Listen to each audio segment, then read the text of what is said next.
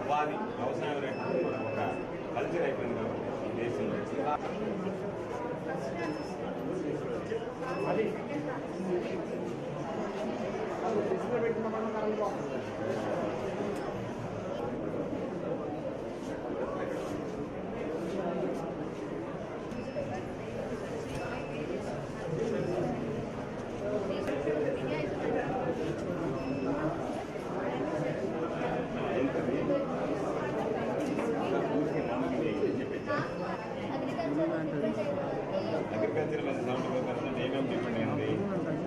అదేవిధంగా ఈరోజు విద్యా వ్యవస్థల గురించి నా ముందు మాట్లాడినటువంటి వ్యక్తులు చాలా విషయాలు చెప్పారు.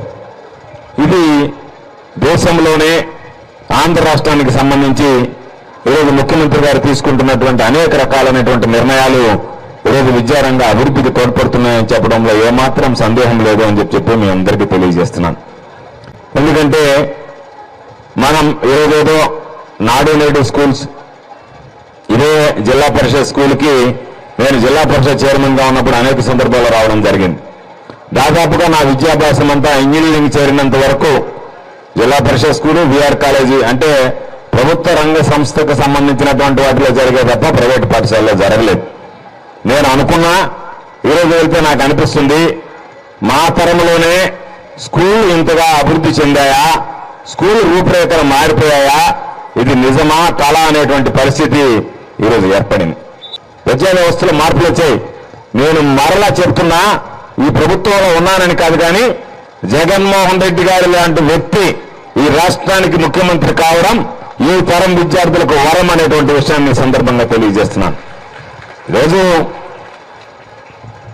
ఎన్నికల్లో హామీలు చెక్కొట్టే వాళ్ళని చూశాం.